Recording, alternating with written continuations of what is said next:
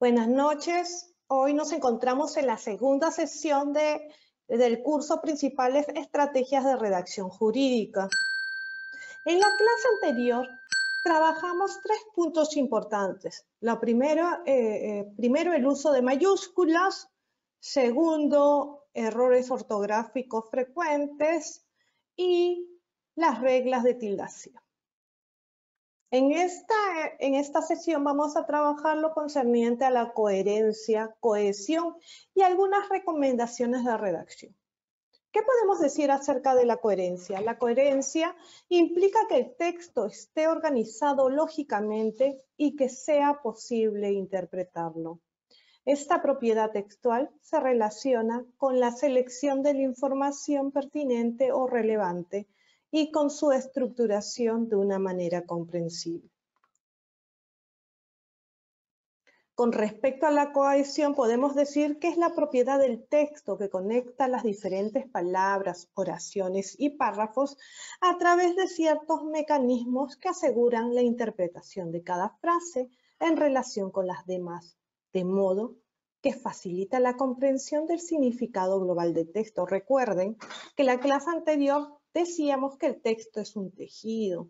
¿Y cómo tejemos? A partir de estas relaciones de cohesión. Un texto sin estas relaciones sería solo un listado de frases o una lluvia de ideas, que es el primer paso para redactarlo. Por tanto, la cohesión de un texto está determinada por la dependencia que hay entre sus elementos. Y antes de ingresar acá, vamos a probar si puedo compartir un video. Si se puede, perfecto. Si no, se los mando. Se los envío luego. Veamos entonces. Corrección de textos. ¿Pueden ver el video? ¿Pueden verlo? ¿Alguien que me diga que sí o que no? En preguntas.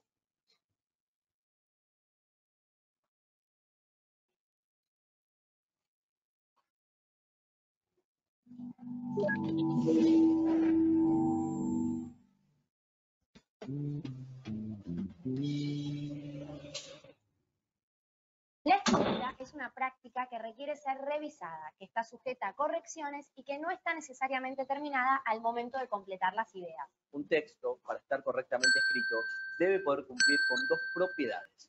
Una de ellas es la coherencia. La otra es la coherencia. Esto tiene que ver con los modos en que se conectan las oraciones entre sí. Un texto mal cohesionado, por ejemplo, es aquel en donde se repiten mucho las palabras, en el que no se utilizan sinónimos ni pronombres. Veamos este ejemplo. Luis salió como todos los días de su casa, Luis tenía que ir a su trabajo y entonces Luis se levantó a las 7 de la mañana porque si no perdía el colectivo. En esta narración puede apreciarse como principal dificultad la repetición de los sustantivos al momento de la redacción. Es un texto muy repetitivo en el que no se utiliza ningún tipo de estrategia de cohesión. Podríamos reemplazar la palabra Luis por él o eliminarla directamente. Entonces quedaría: Luis salió como todos los días de su casa, él tenía que ir a su trabajo, entonces se levantó a las 7 de la mañana porque si no perdía el colectivo. Fíjense acá. ¿Qué estoy utilizando para no colocar a cada rato Luis? Estoy colocando el pronombre él. Entonces se levantó. Ya no coloco Luis ni coloco él. ¿Qué es válido? A este procedimiento donde yo elimino el sujeto. Y no solamente puedo eliminar el sujeto, puedo eliminar toda una frase. A ese procedimiento se le llama elipsis. Yo a través de elipsis ayudo a cohesionar el texto para que no sea redundante, para que no sea repetitivo. Y por eso me interesaba que vean este video. Vamos a ver otro video que son marcadores textuales.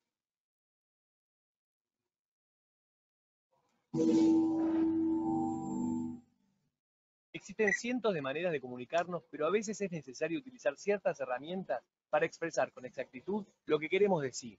Los marcadores y los conectores textuales son palabras o frases que te ayudan a ordenar lo que estás comunicando. Funcionan como guías para los lectores, ya que indican de qué manera se relacionan las distintas partes del texto.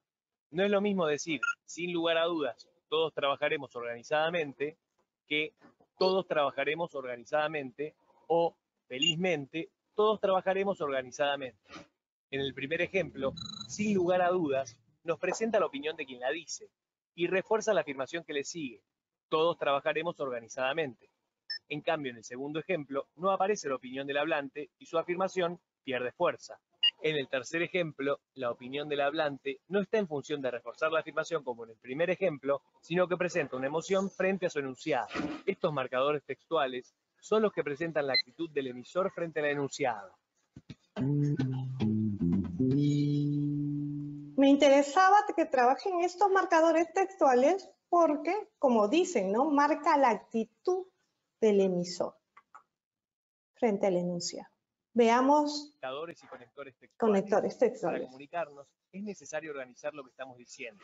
Los conectores marcan diferentes relaciones entre dos o más ideas que dependen una de otra. Por ejemplo, creemos que todos tienen derecho a opinar. Por lo tanto, nos preocuparemos en generar un espacio para que cada estudiante pueda hablar. Entre la primera y segunda idea que se presentan, existe una relación de causa-efecto. La primera idea es la causa de la segunda idea presentada, pero también podemos decir que la segunda idea es el efecto de la primera. Si queremos presentar una secuencia de tiempo, podemos decir, todos propondremos posibles textos para leer, después decidiremos cuáles seleccionamos para la lectura y el trabajo en clase. La palabra después establece una relación de tiempo entre las dos ideas que se presentan. También podemos establecer un contraste entre dos ideas. Trabajar organizadamente ayuda al aprendizaje, en cambio, la desorganización puede presentarse como una traba para el desarrollo de las tareas. La frase, en cambio, nos muestra una relación de oposición.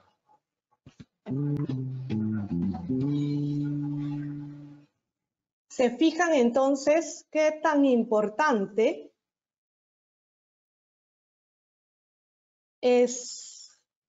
son los conectores y marcadores textuales.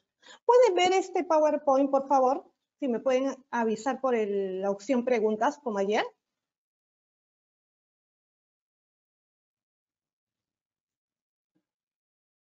Perfecto. Entonces continuamos.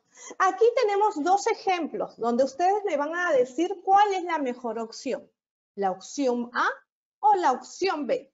¿Dónde se están utilizando los referentes? ¿Dónde estoy quitando información? Si me quito información no me sirve, ¿no? Si doy también una información redundante no me sirve.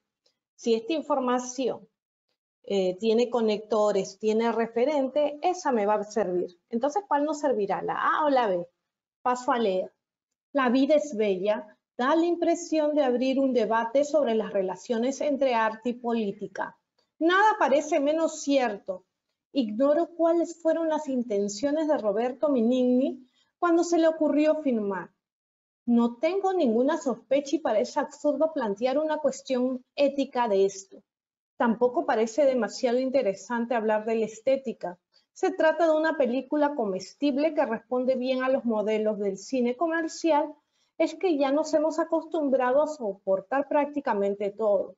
No se me ocurre comparar La vida es bella con ninguna película del llamado cine político. Esa es la opción A. Ahora paso a leer la opción B. La vida es bella da la impresión de abrir un debate sobre las relaciones entre arte y política.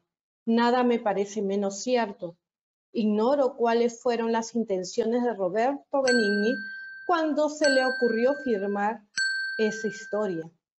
No tengo ninguna sospecha y me parece absurdo plantear una cuestión ética a propósito de su filme. Del mismo modo, no me parece demasiado interesante hablar de su estética. Se trata de una película comestible que responde bien a los modelos del cine comercial, donde ya nos hemos acostumbrado a soportar prácticamente todo. Por eso, no se me ocurre comparar La vida es bella con ninguna película del llamado cine político. ¿Cuál opción es mejor? ¿A o B? ¿Quién me dice? Colóquenlo en preguntas. ¿Sería A o B? Nora me dice B, Roxana me dice B, Pedro me dice A. ¿Alguien más? Miriam me dice A. Walter me dice B. Eliana me dice B. Marlene me dice B. Muy bien. Veamos entonces. Antonia me dice B. Vicente B. Veamos entonces. Y efectivamente, B es la mejor versión. Porque, por ejemplo, cuando yo digo no tengo ninguna sospecha y parece absurdo plantear una cuestión de esto. ¿Cuál es esto? No está claro. Entonces, y también le falta conectores. El por eso, por ejemplo, es importante en este caso. Un conector de consecuencia, de conclusión.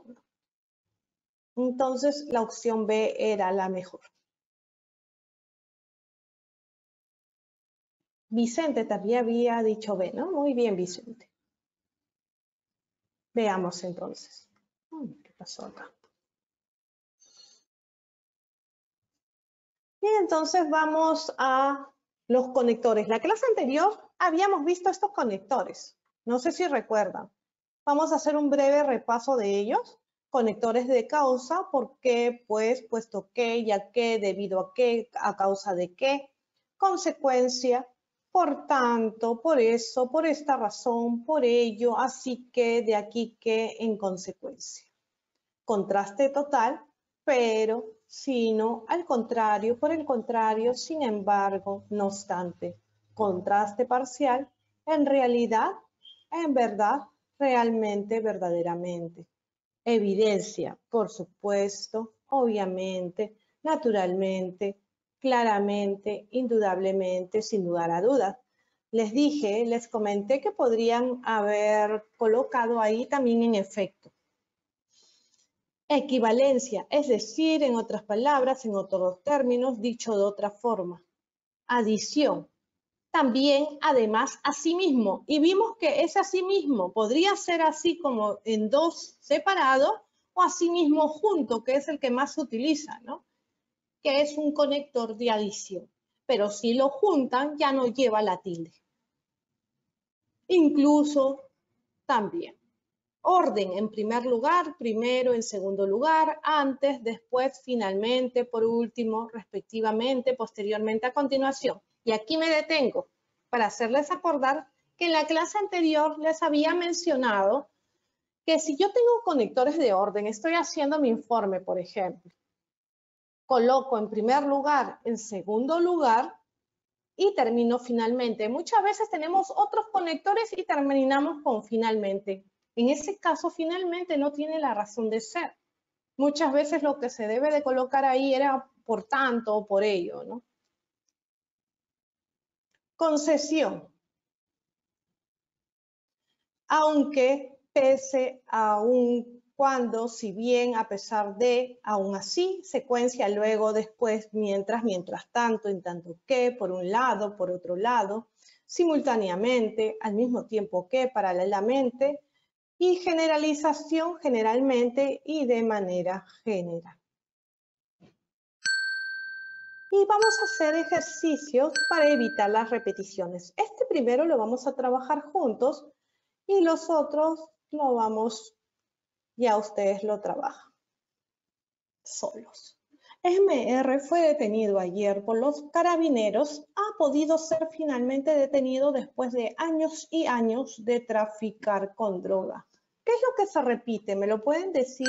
¿Me pueden decir en la opción de preguntas qué es lo que se está repitiendo?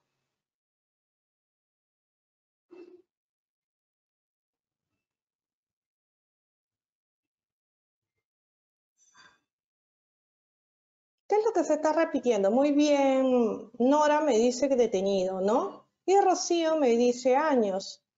Roxana también me dice detenido, Antonio detenido y años. Muy bien. Justo se repite detenido y años. ¿Qué podemos hacer? Si se me están repitiendo demasiadas palabras, como en este caso, lo más salomónico es utilizar elipsis. ¿Qué es elipsis? Les dije, eliminar todo lo que ya no me sirve. Si ustedes eliminan todo lo que ya no les sirve, es decir, todo lo que se repite, y así no se repita, ya viene de parte de la repetición, entonces lo elimino. Alejandro, muy bien, años y años, ¿no? Si yo elimino todo eso que se repite, ¿cómo quedaría? A ver, si lo pueden redactar. ¿Cómo quedaría si yo...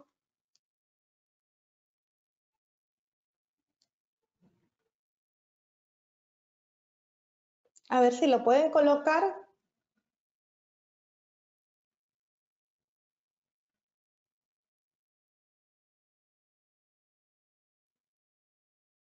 Este lo hacemos juntos. ¿Les parece? Y acá está. MR fue detenido ayer por los carabineros después de años de traficar con droga. Que he eliminado justo lo que ustedes mencionaron. Detenido y años. Y me quedó así, de simple. MR fue detenido ayer por los carabineros después de años de traficar con droga. Vamos al segundo ejercicio. La situación era muy grave. Todos se esforzaban en analizar y proponer soluciones. Una situación parecida no se produce con frecuencia y requiere años de trabajo de toda la colectividad para superarla. ¿Qué sucede en este caso? ¿Qué es lo que se repite? Muy bien, Antonia. Ya Antonia me dijo, ¿no? Gracias, Nora. Ya fue detenido ayer por los carabineros después de años de traficar, ¿no? Y la primera parte también. Ah, ¿no pudiste ver, Roxana, cómo quedó la anterior oración? Ahorita la pongo. Antonia, Miriam, Walter, Delmi, me dicen qué situación. Perfecto, es situación lo que se repite. Un ratito voy a colocar la anterior. Fíjate cómo quedó, mira. Se eliminó detenido y se eliminó años y queda así, ¿no? MR fue detenido ayer por los carabineros después de años de traficar con droga. MR fue detenido ayer por los carabineros después de años de traficar con droga. Y vamos al segundo ejercicio. Ustedes me habían mencionado que se repetía situación. Entonces, ¿qué vamos a hacer? Lo que yo les sugiero es que coloquen una expresión sinónima, porque una expresión sinónima también es un elemento de referencia. Pero sí les pido que copien todo el párrafo, porque tiene un porqué. Ya luego se van a dar cuenta cuando empiece a corregir yo. Entonces, trabajen ese ejercicio. Cuando lo tengan, lo colocan allá en la opción preguntas. Sí les pido que copien todo el párrafo, porque tiene un porqué. Ya se van a dar cuenta. Y ahí es donde la importancia eso de los elementos que dependen, a pesar de que parece fácil, ¿no?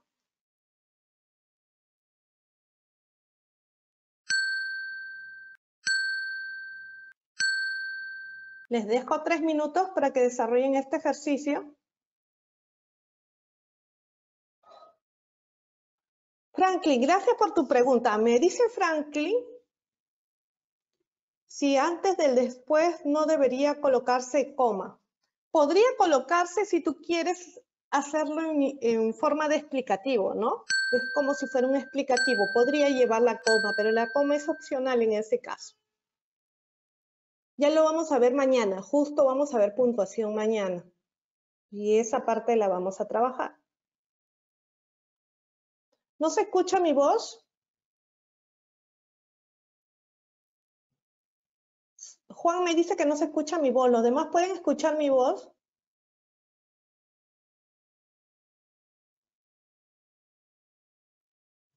Ah, ya. Gracias, Rocío. Sí se escucha, me dice Rocío, Juan. Debe ser tu audio.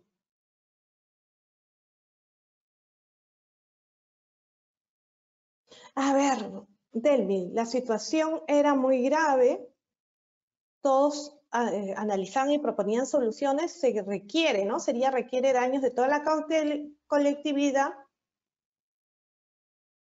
para superarla. En ese caso, sí, todos analizaban. A ver, Nora. La situación era muy grave, todos se esforzaban en analizar y proponer soluciones. Tal hecho no se produce con frecuencia y requiere de años de trabajo para, fíjate, si es hecho, no podría ser superarla, sería superarlo.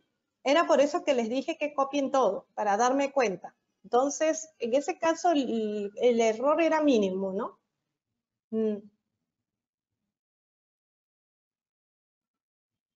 Nora.